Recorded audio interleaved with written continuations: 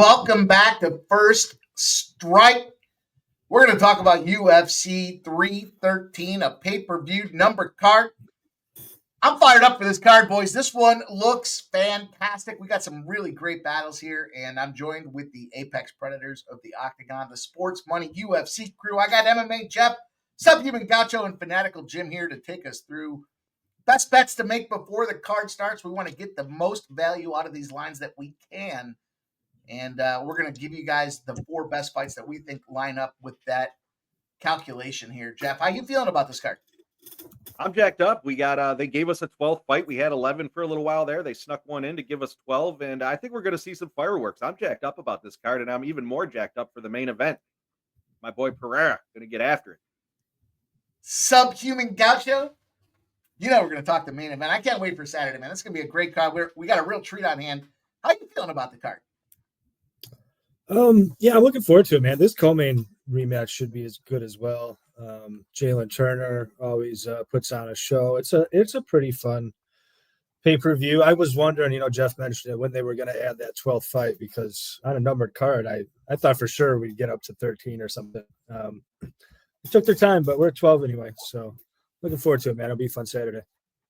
We got our guy, Fanatical Jim, has been crushing the world of combat sports. Dropped in last week on pregame, and he swept the board, I think, on Friday with some of those other fights. But it's UFC night, Jim, 313. You ready to battle? I am ready to battle, Mike. You can't beat a pay-per-view card, and we certainly have a pay-per-view card in our hands. This is a great card, top to bottom.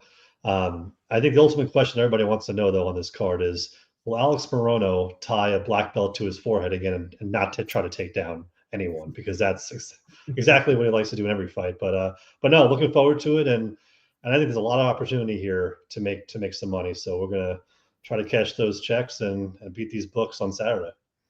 Well, we've got a battle on hand here. We've got some prelim fights. We've got some main card fights. We've got some big battles. We got a straps battle as well. You guys have come to the right spot. Don't forget to check out the UFC playbook. Ready to roll. We're updating throughout the week, available for everybody with our thoughts, our notes on the fights, the way that we're trying to play some of these opportunities, prop bets, parlay bets, all the information you guys need to be ready when Saturday strikes. This card's a little bit later in the evening, so we'll pop off about 6:10, give you guys about 30, 40 minutes of our early analysis here through the prelims and as much as the main card as we can get. Then we roll into the companion show, and we're ready to pop UFC 13 like a bottle. Let's go, Jeff. You're going to give us this first fight. And I'm excited. It's your guy. It's Joshua Van coming in here, and he's fighting Ray Ray. Can't wait to talk to you and hear how you break this one down. Yeah, we got Ray Saruria versus Joshua Van. Joshua Van does hold a special place in my heart. I am a Joshua Van fan. But we got Saruria. He's a 22-year-old up-and-comer. He's undefeated as a pro, coming off his debut UFC victory. He's a wrestler with relentless takedown attempts, and he's also dangerous with the hands. He's got some unique throws and ultimately up against the cage strategies. Watching some of his fights back, he likes to apply the forward pressure. He does, like I said, he likes to get you up against the cage, look for trips, look for throws. When he does go for these throws and trips, he ends up on top. And then when he's on top, he's going to essentially look for the back. If he can't get the back, he generally shoots for some ground and pound to soften you up. And then he tries to get the back, and then he's always looking for submissions. As I mentioned, he does have some good hands, though. He is aggressive when he does get onto the ground. He's been a very active fighter, fighting frequently to build up his experience. He's taken this fight on short notice, and he's going to be in front of a sold-out pay-per-view crowd. So I'm interested to see how this one plays out, how he's going to perform against some higher-level competition and a certainly sold-out rowdy crowd. You got Van, on the other hand, a year older. He's, these guys are in their early 20s, so this should be, these are up and comers. Van's 12-2 in his pro career. He's 4-1 in his last 5. He fought Charles Johnson, who looked like the bigger, longer fighter out there, and he was. And Van held his own for being a small guy. I guess he's average size for this division, but he held his own until the 3rd round. He caught a nasty uppercut and put him out early in round 3. Van is a striker with good takedown defense. He's also knows how to scramble when he's in the clinch. Each and every fight, he happens to show improvement, which is exciting. He's got proven cardio. He's typically more of the aggressive fighter when he steps into the ring, usually outstriking his opponents by volume.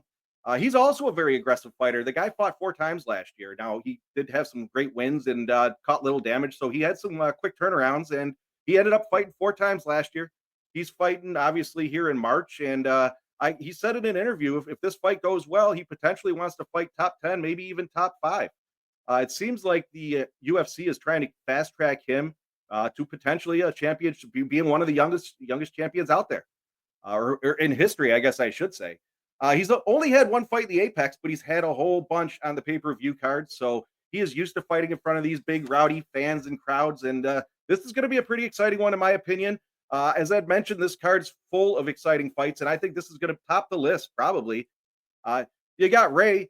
He's going to be looking for the legs right away. He's going to be looking for the takedown. Van's going to need to do some impressive takedown defense in order to keep this one on the feet. I can see Ray having the advantage in round 1 until Van settles into his to Ray's unique style of takedowns and wrestling. Then I see Van avoiding the takedowns in rounds 2 and 3, potentially landing more volume and doing more to impress the judges. I'm going to roll with Van in this one by decision. Now, I did say that this is probably going to be an exciting fight, yet I'm picking a decision. I still think there's going to be some great scrambles out there. I think there's going to be some good connections. I think we're in for a pretty solid fight here. And yeah, I'm going to go with Van by decision at plus 140. And I'm excited to hear Sub's breakdown. He's bringing us to the second fight on the card, Castaneda versus Gutierrez. Sub, what's going on? How are we getting paid? Well, thank you, Jeff. I'm looking forward to this bantamweight contest here, Gutierrez and Castaneda. Castaneda was supposed to fight this week against Matsumoto, who got called up a couple weeks ago. Fought a tough one against Rob Font. They went to a split decision. So Castaneda has been cutting weight here extensively in a kind of extended time period. That worries me a little bit, but both these guys really durable to start with. You know, that was one thing that caught my eye. I thought maybe we would get a decent line on an over here, and it opened up at like minus 270 on the offshores, and it immediately got smashed to the overs. And I kind of agree with that. There probably was value on the minus 270 over 2.5 there. I'll start with Gutierrez here, 9-3 in the UFC. Losses are pretty good. Song Yudong, Pedro Munoz, and Ronnie Barcelos, all quality losses. Barcelos, you know, he's fallen off, but at the time that they fought, he was still pretty elite. Been training out of Factory X for, well, I think the better part of his career, really. And, you know, as I said, very durable. His only loss in the UFC comes against Ronnie Barcelos. That's the only loss in his career, as a matter of fact. And been something of a decisionator. You know, it's kind of his style. He excels at leg kicks, very powerful. And so he's kind of a point fighter, likes to skirt around the outside, keep distance, and, you know, fight to a decision, more or less. That's how 8 of his 12 UFC fights have gone the distance. 6 of his 9 wins have gone the distance. And on the other side, Castaneda also very durable, only finished twice in his career. Once was when he was just a young man. It was back in 2014. And the other came at the expense of Daniel Santos, who landed a big knee. But I think Castaneda, very difficult to get out of here. So this one is going to decision. And in that respect, I do kind of get why the line is close. But at the same time, you know, I look tactically at this fight, and Castaneda, I think, has some distinct advantages here. I think he has the better cardio. Gutierrez, you know, good point fighter, as I talked about, likes to skirt the outside of the cage, but it's a lot of work being on your toes for 15 minutes. And he tends to slow down more, it seems to me, in the latter rounds than does John Castaneda. And I think the striking, you know, despite that leg kick upside on the part of Gutierrez, I do think that Castaneda has the better striking as a whole. He's just more diverse. I think his hands are much better, more power, more volume. And, you know, dangerous as those leg kicks can be, you know, I think the judges tend to score landing with your hands an awful lot more than landing several good leg kicks. So it's an advantage there. And where the striking is concerned, he's excellent at switching stances. He does it a lot. That comes in handy when you're dealing with the leg kicks. I think the real upside here, we've seen Gutierrez taken down. We've seen him held down. He's sometimes a little bit too comfortable to play off of his back. And I think Castaneda does get takedowns here. He's the better wrestler. And for that matter, he's the better grappler. It wouldn't completely stun me. I know I was just talking about this one going the distance. It wouldn't completely stun me if he got a late submission here. So I think the finishing upside is with Castaneda. I think even in a 15-round kickboxing fight, I would probably give him a slight advantage. So, for all those reasons, even in a fight going the distance, I think Castaneda is probably 60% here. And there's an awful lot of value on Castaneda at a pick 'em. I grabbed a minus 105. I am seeing it start to drop where he is the favorite on most books now. So I expect this one gets wider. I'm interested to see where it levels off at. But for me, it's all Castaneda all day. So with all that said, the fight everybody's looking forward to, we've got the main event of the evening, light heavyweight title. And the poster boy for the UFC, Alex Pereira. Will he posterize the Dagestani Ankalaev, or will we have and new here? Mike, where are you going in this one? Man, I'm jacked up for this battle, boys. What a battle indeed. We've got I love my gym rats. I love these guys that like to get in there and they like to fight on the regular.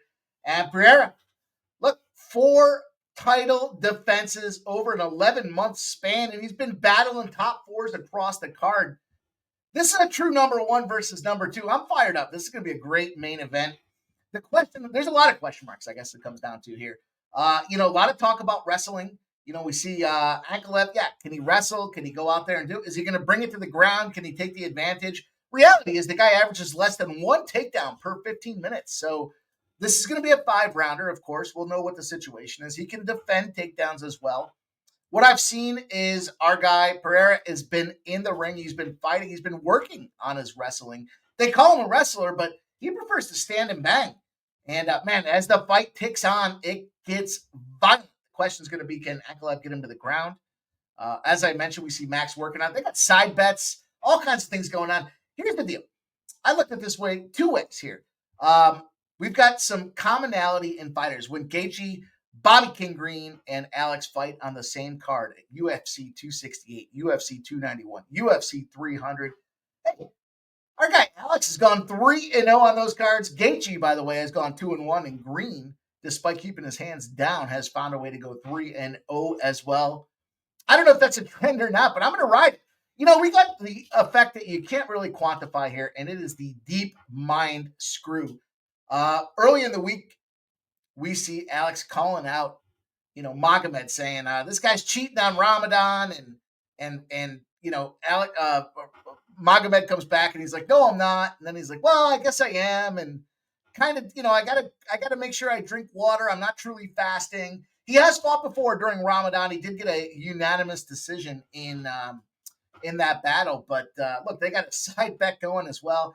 I can't dismiss the ability for violence that Pereira can show. I can't dismiss the fact that he's got in his mind already this week, and he's working on the wrestling. He's working on the counter to this battler here. My concern, and is this thing going to go deep, or is just Alex going to unleash on this guy, unload, and do what he can do?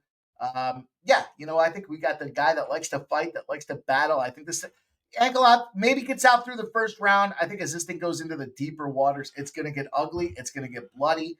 And I'm not going to get cute with it. I'm just going to go right for the big score here. I'm going to take Alex, the main event, and still your light heavyweight champion, Pereira, to get the cash for us here.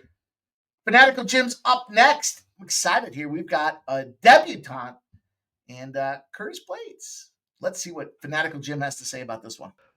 Well, thanks, Mike. It's hard to follow up a main event with a non-main event, and especially one where Mike picked against a Dagestani, because he loves Dagestani fighters. So I'm going to try to redeem him here with another Dagestani fighter in Rizvan Kunaev, and he's taking on Curtis Blades, which should be an interesting heavyweight fight.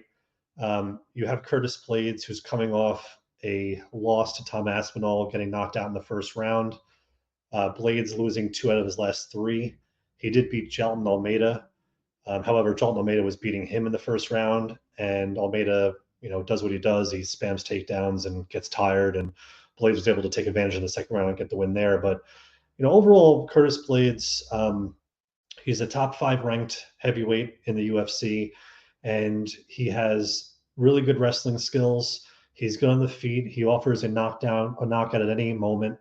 But ultimately, Curtis Blades is sort of he's a guy that's kind of there. And I hate to put it that way because Blades is talented, but he's not really shown a lot recently, if that makes sense. And enough where it's like, man, I really feel comfortable betting on Curtis Blades. Now he's a minus 400 here against Rizvan Kunaev. So to shift to Kunaev, he is the UFC debut at this point, coming off a Contender Series win against the LFA heavyweight champion Hugo Cunha. So it was a pretty dominating performance. He came in and won in the first round. He's getting this opportunity here against Curtis Blades. So it's a significant step up for him.